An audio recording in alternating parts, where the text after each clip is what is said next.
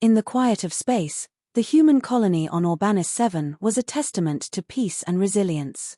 It had taken years for the settlers to establish their outpost on the barren, rock-strewn world, turning it into a haven of greenery and life where nothing but dust and silence had existed.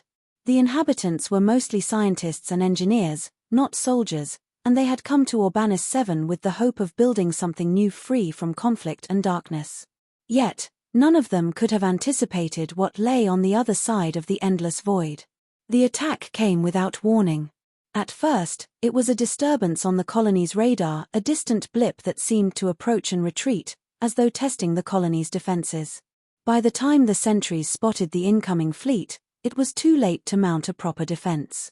The alien ships tore through the atmosphere with a roar that shook the ground, and from their hatches, insect-like creatures emerged, each armed and armored, with burning red eyes and claws that dripped with venom. Panic spread through the colony. Untrained civilians scrambled for cover, hiding behind metal crates and building walls, hoping their flimsy barricades would hold. Shouts echoed through the air, desperate voices trying to maintain order, but the aliens moved with deadly precision. Their weapons hummed with energy, slicing through walls and metal as though they were paper. Buildings that had taken years to construct crumbled in seconds, smoke and debris filling the air. The humans were helpless, their screams drowned out by the war cries of their attackers. But in the heart of the chaos, a few figures stood firm. A small group of engineers, scientists, and one retired soldier banded together, driven by sheer instinct. They knew there was no surrender here, no negotiation. The aliens had come to conquer, not to speak. With makeshift weapons and quick thinking, they set up traps around the colony, using everything from explosive chemical compounds to sharpened metal scraps. They lured the invaders into narrow alleyways and bombarded them with debris, using the colony's machinery to their advantage. They had become warriors not by choice, but by necessity. Hours passed, and the ground was littered with the remains of both humans and aliens. The colony was ablaze, the air thick with smoke, and still, the aliens pushed forward, relentless. In the midst of the carnage, the leader of the aliens emerged, a towering figure draped in dark armor, with eyes that glowed like molten lava. He moved with an eerie calm, as if each human life taken was merely a step closer to victory. The humans knew that if this leader was not stopped, their colony would fall, and the peaceful haven they had built would be reduced to ashes. One by one, the remaining defenders regrouped, gathering what little ammunition they had left. With nothing but determination fueling them, they launched a final assault on the alien leader. The retired soldier led the charge, his rifle blazing as he aimed for any weak spot he could find. The alien countered with swift, brutal strikes, tearing through the defenders' ranks. The battle was a storm of fire and blood, neither side willing to give an inch. The air crackled with energy, and the ground trembled beneath the force of their struggle. At last, the alien leader staggered, a flicker of doubt in his once merciless eyes. The humans seized their moment, hurling themselves at him with all the rage and grief of a people pushed to the brink. Together, they overwhelmed him, driving him back step by step until he fell to the ground, defeated. As dawn broke over Orbanis 7, the survivors stood amidst the ruins of their colony, their faces smeared with dirt and exhaustion. They were few, battered and bruised, but alive. They had fought not because they sought power or revenge, but because they had been left with no choice.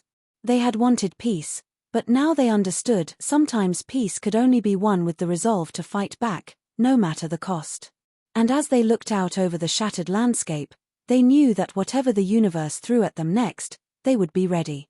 The silence that followed the battle was as thick as the smoke still curling up from the colony's ruins. The survivors, too exhausted to speak, moved like ghosts through the wreckage, searching for the wounded, collecting the bodies of friends who hadn't made it. Every face bore the same haunted look, a mixture of relief and grief that left no room for celebration. In the days that followed, they began the grim task of rebuilding. The colony's once thriving gardens were now charred soil, its laboratories reduced to twisted metal and shattered glass. Yet the human spirit refused to falter. They gathered in small groups, patching walls and reconnecting power circuits with whatever materials they could salvage. Each repair felt like an act of defiance, a silent message to the universe that they would not be so easily erased. But even as they worked, the question hung in the air: why had the aliens attacked? The creatures had been ruthless, yes, but there had been no communication, no demands, no explanation. It was as if they had come simply to destroy, with no care for understanding the lives they shattered. And for the survivors, that unanswered question festered like an open wound. One evening, as the colony's leaders gathered in what remained of the central command room, a message appeared on their radar, a garbled transmission, weak and barely readable. The words flickered across the screen in an unfamiliar language, but the tone was unmistakably aggressive. One survivor, a linguistic specialist, worked tirelessly to translate the message, his brow furrowed as he pieced together fragments of meaning. At last, he spoke. They were testing us, he said, disbelief thick in his voice. They're part of some kind of empire. They attack worlds to see how well we defend ourselves, and if we survive, they consider us worth negotiating with. A stunned silence followed. The colony had been nothing more than a proving ground, a battlefield for a game they hadn't known they were playing. Anger surged through the room, a bitter current of outrage and helplessness. Yet even as they reeled from this revelation, another message blinked on the screen, a formal invitation from the alien empire's High Council. The aliens had taken notice of the humans' resilience, and now they wanted to meet. The council voted, and a small team was chosen to represent the colony. They boarded a hastily repaired shuttle and set off into the darkness, their faces set with grim determination. Hours later, they arrived at the alien mothership, an immense vessel that seemed to devour the light around it. Inside, they were met by alien officials whose faces betrayed nothing of the carnage they'd unleashed days before. The negotiations were tense, each word chosen with care. The alien leaders spoke of power, of dominance, and of the belief that only the strong were worthy of respect. But the humans refused to cower. They described the world they had built, the sacrifices they had made, and the peace they sought not as a sign of weakness, but as a testament to their strength. At last, the alien commander leaned forward, his eyes narrowed as he regarded the human delegation. "You are unlike the others," he said, his voice a low rumble. "Your kind values peace, yet you fight as fiercely as any warrior. Why do you resist us when you know your numbers are so few?" The human leader held his gaze, unflinching. "Because we fight for more than survival," he replied.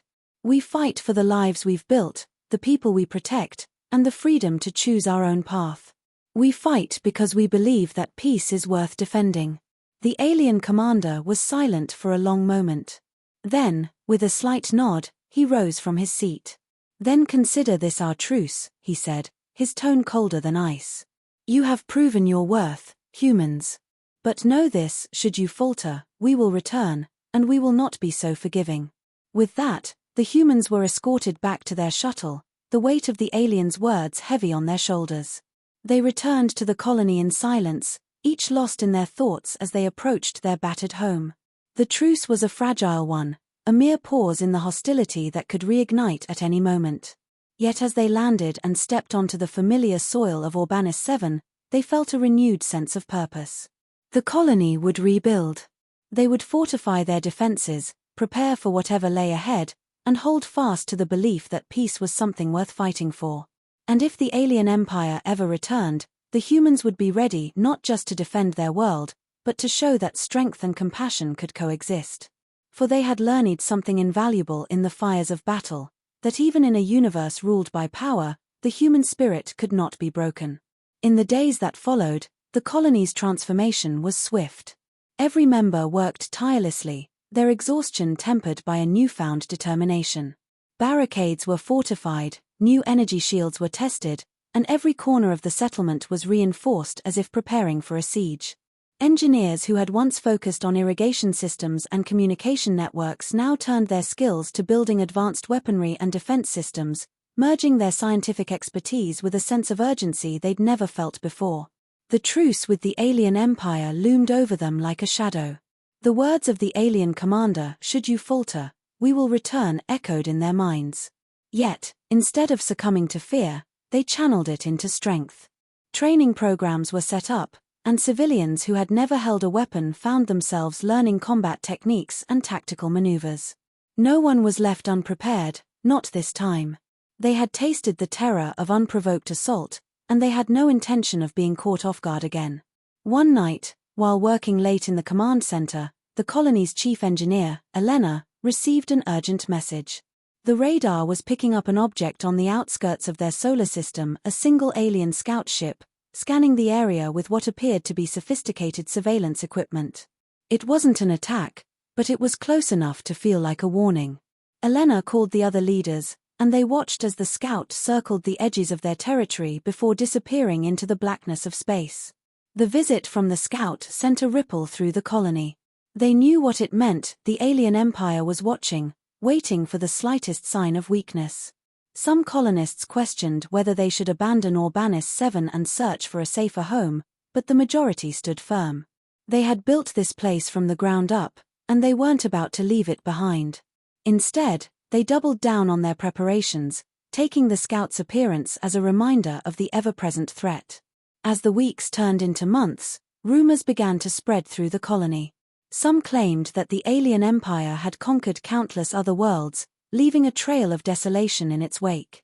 Others whispered that there were rebel factions within the empire itself, alien groups that sought freedom from the iron rule of their overlords. The humans, though wary, began to entertain a bold idea. What if they could reach out to these rebels? What if, instead of simply defending their colony, they could turn the alien empire's power against itself? A small team of diplomats, scientists, and former soldiers was assembled. They worked in secret, crafting a message that would appeal to the alien rebels, a plea for alliance against a common enemy. It was a dangerous gamble. If the message fell into the wrong hands, the colony would be exposed to even greater risk. But they had come too far to turn back now. They encoded the message in a complex series of mathematical equations, hiding it within the background radiation of a nearby asteroid field, and waited. Days passed. Then weeks. Just as hope began to fade, they received a reply. The response was terse, a single line of alien script that translated to, "We have heard your call. Prepare for our arrival." The colony braced itself, uncertain whether they had just made a powerful ally or invited disaster upon themselves. A week later, a ship emerged from hyperspace, its sleek design a stark contrast to the brutal, jagged vessels of the alien empire. It docked at the edge of the colony, and from it stepped a group of aliens unlike any they had seen, tall, slender, with skin that shimmered in shades of green and blue, and eyes that glowed with a strange intelligence. They were members of the rebel faction, warriors who had long resisted the Empire's oppression. Their leader, a dignified alien named Zalren, surveyed the colony with an air of solemn respect. "You have defied the Empire," Zalren said, his voice resonant and steady. "Few have dared to stand against them as you have. We have long sought allies with your resolve." The humans welcomed the rebels cautiously, wary but hopeful. Over the following days, Zalren and his warriors shared their knowledge of the Empire's weaknesses, teaching the humans new strategies and providing them with advanced technology that would allow them to defend their colony more effectively.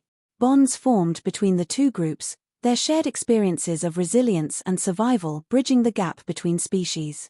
Together, they began crafting a plan not just to protect Orbanis 7, but to disrupt the Empire's hold on nearby territories.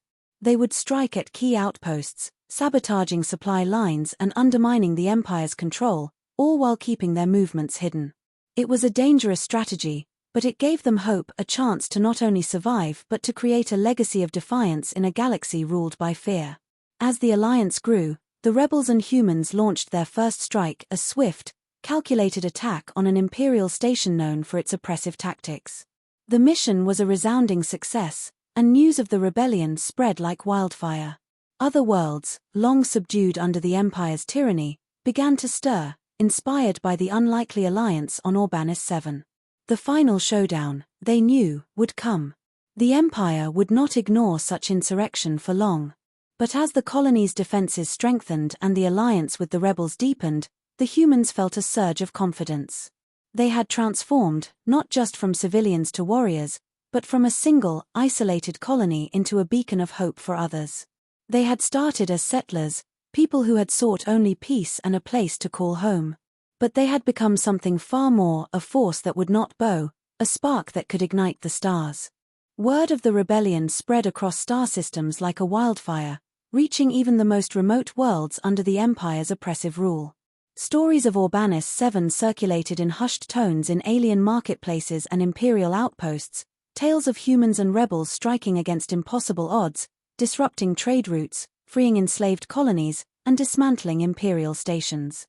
For the first time, the Empire's enemies felt something they hadn't dared to feel before: hope. But the Empire was not blind to the growing defiance. Soon, reports trickled in of massive fleets gathering at distant starports, preparing to strike at the heart of the resistance. Zal Ren, the alien rebel leader, warned the colony's leaders that it was only a matter of time before the full wrath of the Empire was unleashed upon them. Every ship, every soldier, every weapon they had amassed would be thrown against Orbanis 7, a brutal attempt to snuff out the spark of rebellion. Despite the looming threat, the humans and their allies refused to back down. They knew that retreat would mean the end not only of their colony but of the movement they had inspired. They fortified their defenses further, creating layers of shield barriers, hidden traps, and strategic escape routes.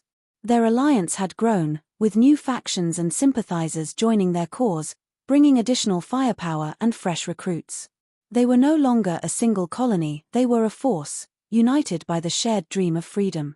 On the eve of the Empire's anticipated assault, the leaders of the rebellion gathered in the colony's war room, a dark, cramped space lined with maps, schematics, and holographic displays.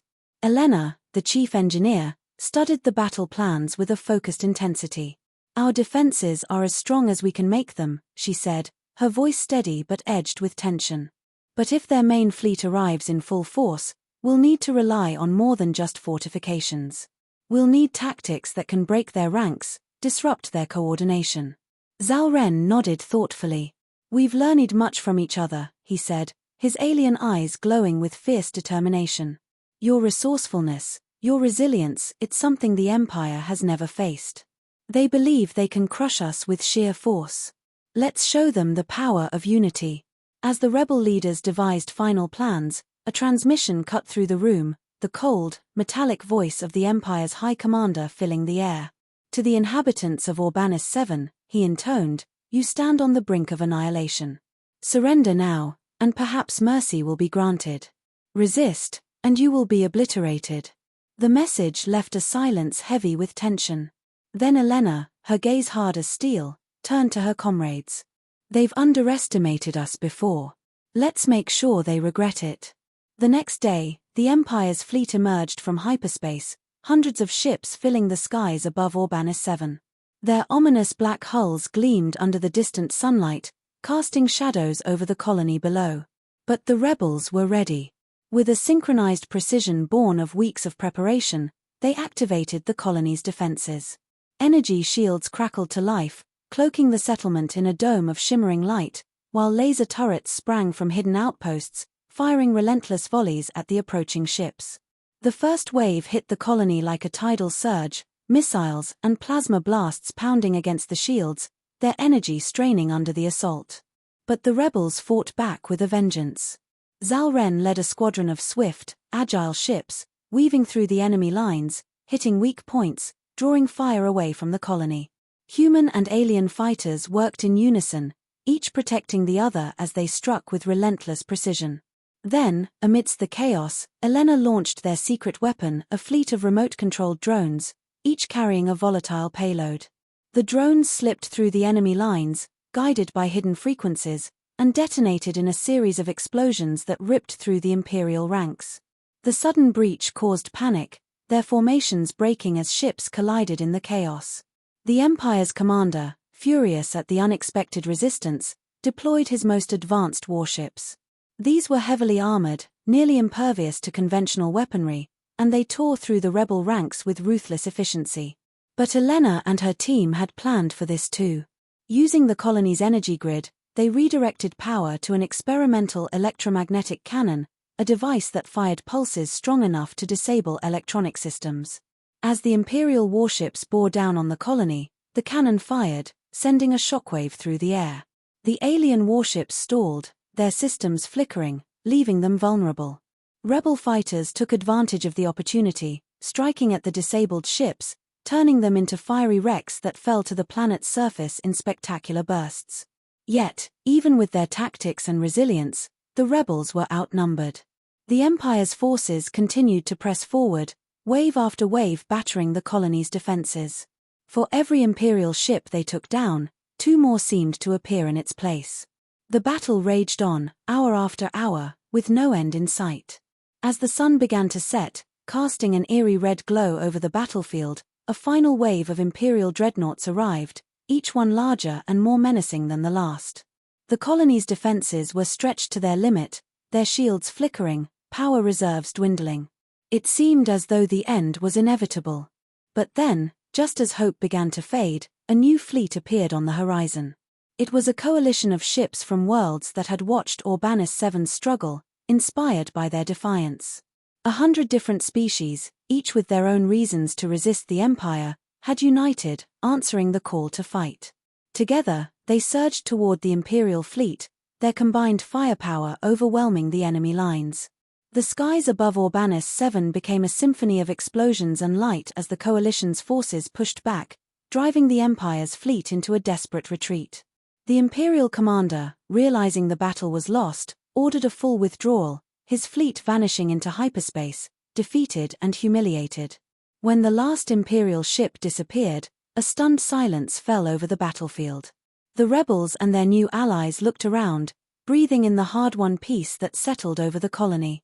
Orbanis 7 had stood against the Empire's might and emerged victorious, not just a colony, but the heart of a movement, a symbol of resistance that had united countless worlds. As the survivors gathered to honor their fallen and repair their broken home, Elena stood amidst the crowd, her face lined with exhaustion but shining with pride. They had defied the impossible, protected their world, and ignited a fire that would spread through the galaxy. They had shown the Empire and each other that peace was not the absence of conflict, but the triumph of resilience, unity, and an unbreakable will to be free. And they knew, as they looked to the stars, that their fight was far from over. But they were ready, together, to face whatever came next.